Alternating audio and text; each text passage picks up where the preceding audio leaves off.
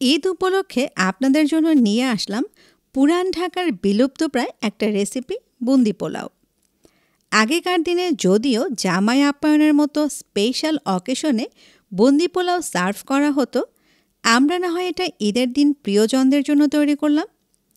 রেসিপির পুরো প্রসেস আমি আপনাদের হাতে কলমে দেখাচ্ছি, তবে তার আগে আমার কাছ থেকে কিভাবে ঈদের উপহার জিতে নেবেন তা নিয়ে আছে ছোট্ট একটা ঘোষণা। আসসালামু আলাইকুম প্রিয় দর্শক, রুমানা হাজির হয়ে গেলাম আপনাদের জন্য ঈদ উপহার নিয়ে।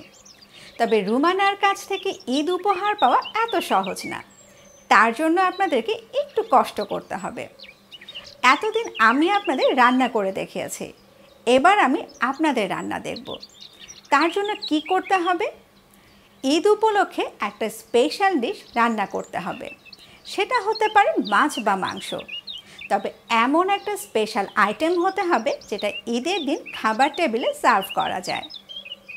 রান্না করবেন আর রান্না করার সময় ভিডিও করবেন, আর সেই ভিডিওটা প্যানাসনিক কুকিং বাংলাদেশ ফেসবুক পেজে আপলোড করবেন। আমি মন দিয়ে আপনাদের সবার ভিডিও দেখব, আর যারটা ভালো হবে সেই অনুযায়ী ফার্স্ট, সেকেন্ড এবং থার্ড করব।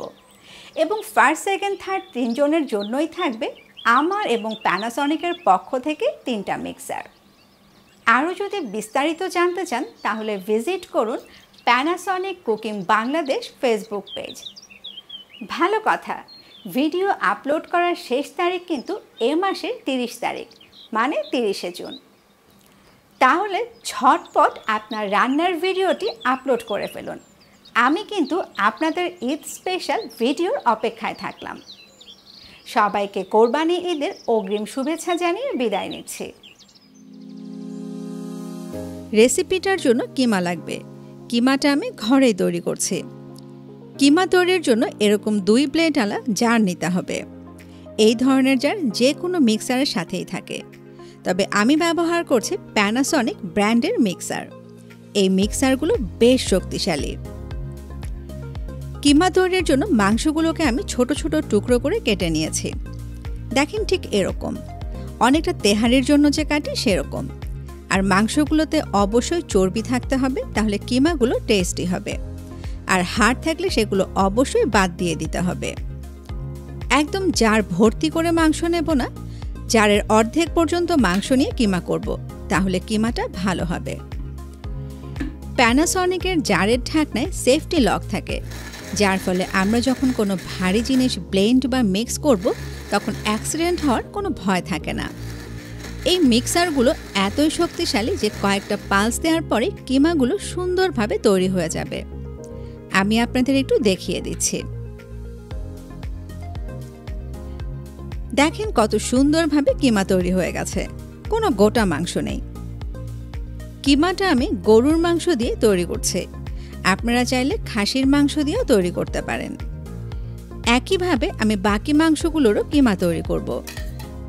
একটা জরুরি টিপস দিয়ে রাখি, কিমা তৈরি করার আগে মাংসগুলোকে ভালো করে পরিষ্কার করে নিতে হবে।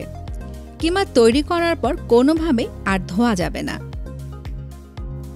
বুন্দি তৈরি করতে চলে আসলাম। 1 চা চামচ কাঁচামরিচ, আধা চা চামচ লবণের সাথে ভালো করে প্রথমে কচলে নেব। এতে করে মরিচ থেকে ঝালটা ভালো করে বের হবে।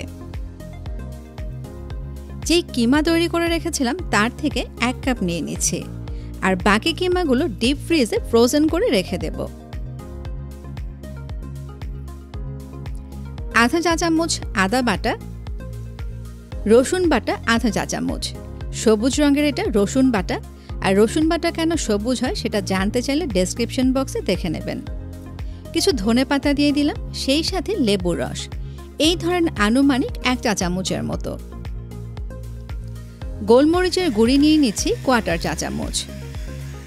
আমার ঘরে তৈরি করা গরম মশলার গুঁড়ি আধা চা চামচ।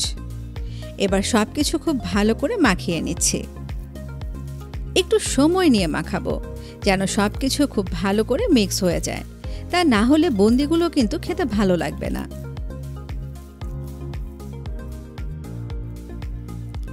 বুন্দি তৈরি করার আগে হাতে অবশ্যই একটু তেল মাখিয়ে নিতে হবে। যেহেতু বুন্দি বলছি তাই খুব ছোট ছোট করে বানাতে হবে, অনেকটা মুক্তোর যে বড় দানা আছে সেরকম। হাত দিয়ে গোল করার সময় একটু চেপে চেপে গোল করতে হবে, তা না হলে ভাজার সময় ভেঙে যেতে পারে। আর এই কমপ্লেইনটা অনেক দর্শকই প্রায় করে থাকেন। আমি আসলে অত এক্সপার্ট না, তাই বুন্দিগুলো একটু বড় হয়ে গেল, আপনারা চাইলে আরও ছোটও করতে পারেন। আমি যে পরিমাণ কিমা নিয়েছি এবং যে সাইজের করে বানাচ্ছি, এতে করে প্রায় ৬০টার মতো বুন্দি তৈরি হবে। এই বুন্দিগুলো তৈরি করার পর কিন্তু ফ্রোজেন করা যাবে না, বানানোর সঙ্গে সঙ্গে ভেজে নিতে হবে। বুন্দি তৈরি করা শেষ, এবার ভাজতে চলে যাচ্ছি।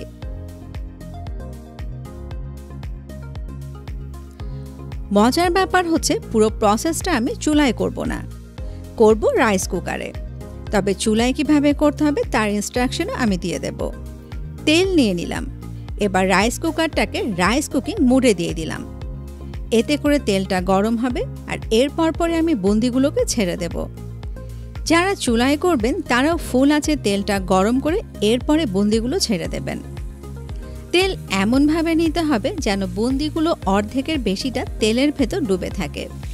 তেল কম নিলেও কিন্তু ভাজার সময় ভেঙে যেতে পারে।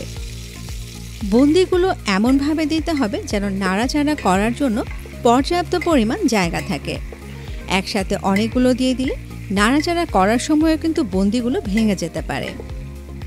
প্যানাসনিকের এই কুকারগুলোতে সেফটি ফিচার থাকে, তাই অনেক সময় তেল বেশি গরম হয়ে গেলে রাইস কুকিং মোড থেকে কিপ ওয়ার্ম মোডে চলে যায়। আপনারা লক্ষ্য রাখবেন, যদি কিপ ওয়ার্ম মোডে চলে যায় একটু অপেক্ষা করবেন, তারপরে রাইস কুকিং মোডে দিয়ে দেবেন।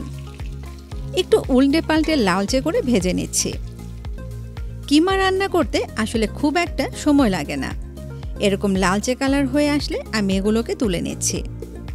আবারও বলছি, চুলায় যারা রান্না করবেন একই প্রসেস।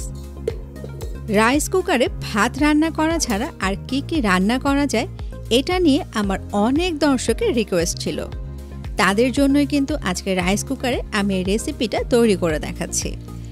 একে একে রাইস কুকারে কি করে তরকারি, বিরিয়ানি রান্না করা যায় সেটা দেখানোরও ইচ্ছা আছে। ঠিক একইভাবে বাকি বুন্দিগুলো ভেজে নিচ্ছি।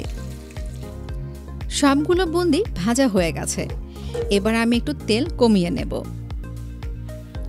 আনুমানিক কোয়ার্টার কাপের মতো তেল রেখে বাকি তেলটুকু আমি অন্য জায়গায় ঢেলে নিলাম। একটি তেজপাতা, এক টুকরো দারুচিনি, দুটি ছোট এলাচ, দুটি লং, ৫-৬টি গোলমরিচ দিয়ে দিলাম। আধা মিনিটের মতো ভেজে নিচ্ছি। যারা চুলায় করবেন ফুল আঁচে করবেন, আর যারা রাইস কুকারে করবেন তারা দেখে নেবেন যে রাইস কুকিং মোডে আছে কিনা।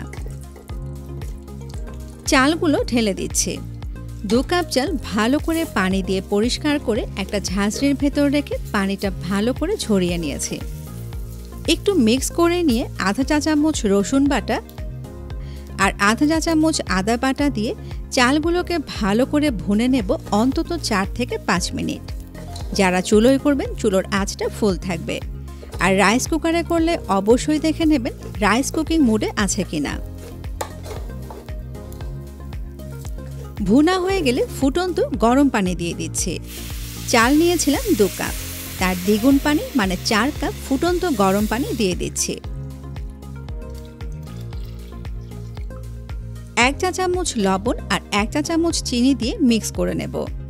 চিনিটা দিলে পোলাও খেতে অনেক বেশি টেস্টি হয়, আর এটাই পুরান ঢাকার ট্র্যাডিশন।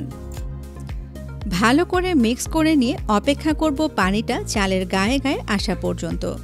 যারা চুলোয় করবেন চুলোর আঁচটা ফুল থাকবে, আর রাইস কুকারটা রাইস কুকিং মোডে থাকবে। এই পর্যায়ে পানিটা চেখে দেখবেন, যদি নোনতা না লাগে তাহলে লবণ অ্যাডজাস্ট করে নেবেন, কারণ এরপরে লবণ আর কিন্তু কোনোভাবে অ্যাডজাস্ট করতে পারবেন না। সত্যি কথা বলতে রাইস কুকারের প্রসেস ওই চুলোর মতোই, এখানে ভয় পাওয়ার কিছু নেই। পানি চালের গায়ে গায়ে চলে এসছে, এই পর্যায়ে আলতো করে একটু মিক্স করে নিচ্ছি। লক্ষ্য করলেন আমি কিন্তু এর মাঝে একবারও নাড়াচাড়া করলাম না। পোলাওর চাল যত কম নাড়াচাড়া করবেন পোলাও তত বেশি ঝরঝরে হবে। কুকারটাকে এবার কিপ ওয়ার্ম মোডে দিয়ে দিচ্ছি। আর যারা চুলোয় করবেন তারা চুলোর আঁচটাকে মিডিয়াম এবং লোয়ের মাঝামাঝি করে দেবেন। ঢাকনা দিয়ে ঢেকে অপেক্ষা করছি 5 মিনিট। আর এই 5 মিনিটের মাঝে একবারও ঢাকনাটা খুলব না। 5 মিনিট পর ঢাকনা খুলে দিলাম। দেখেই কিন্তু বোঝা যাচ্ছে পোলাওটা অনেক বেশি ঝরঝরে হয়েছে আর সব চালই সুন্দরভাবে ফুটে গেছে। এই পর্যায়ে আবারও আলতো করে একটু মিক্স করে নিচ্ছি। চেষ্টা করবেন একদম নিচের পোলাওগুলো উপরে দিয়ে দিতে। সমান করে বিছিয়ে নিচ্ছি। ফ্লেভারের জন্য 4-5টি কাঁচামরিচ দিয়ে দিলাম। কাঁচামরিচগুলো আস্তই দিলাম। ঘি দিয়ে দিচ্ছি 2 টেবিল চামচ। একটু ছড়িয়ে দিচ্ছি, তাহলে পুরো পোলাওয়ের ভেতর ফ্লেভারটা ভালো করে ঢুকে যাবে। বুন্দি পোলাওয়ে কেওড়ার জল, গোলাপ জল আমি কাউকে দিতে দেখিনি, তাই আমিও দিলাম না। ঘিয়ের জন্যই বুন্দি পোলাওয়ের আসল ফ্লেভার আসবে। যেই বুন্দিগুলো তৈরি করে রেখেছিলাম সেগুলো বিছিয়ে দিচ্ছি। বুন্দিগুলো একটু ছড়িয়ে দেব আর চেষ্টা করব চামচ দিয়ে একটু চেপে দিতে। ঢাকনা দিয়ে দিলাম। কুকারটা কিপ ওয়ার্ম মুডেই থাকবে। আর যারা চুলোয় তৈরি করবেন তারা চুলোর আঁচটা একদম লো করে দেবেন। অপেক্ষা করছি 10 মিনিট। এই 10 মিনিটের মাঝে একবারও ঢাকনাটা খুলব না, তাহলে কাঁচামরিচ, ঘি সব কিছুর ফ্লেভার পোলাওয়ের ভেতর ভালোভাবে ব্লেন্ড হয়ে যাবে।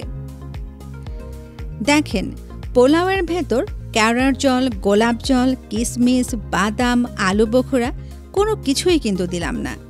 তারপরও পোলাওটা খাওয়ার পর আপনারা আমাকে একটা থ্যাঙ্কস দেবেন, কারণ পোলাওটার টেস্ট এত বেশি যেটা রান্না একবার করলে বারবার করতে চাইবেন। আলতো করে একটু মিক্স করে নিচ্ছি। পোলাওটা এখন গরম অবস্থায় আছে। এটা যখন একটু ঠান্ডা হয়ে যাবে তখন দেখবেন পোলাওগুলো আরও বেশি ঝরঝরে লাগছে। পরিবেশন করে দিচ্ছি। বুন্দি পোলাও সব কিছু মিক্স করেই কিন্তু পরিবেশন করবেন। অনেক দর্শক হয়তো ভাবতে পারেন যে রাইস কুকারে করলাম, নিচে আবার লেগে গেল কিনা। পোলাওটা সরিয়ে আপনাদের একটু দেখিয়ে দিচ্ছি। দেখেন, একটুও লাগেনি। চেষ্টা করবেন আমি যে স্টেপগুলো বললাম সেগুলো হুবহু ফলো করতে। আর সময় পেলে আমাদের জন্য একটু দোয়া করবেন। ভিডিওটি দেখার জন্য সবাইকে অসংখ্য অসংখ্য ধন্যবাদ।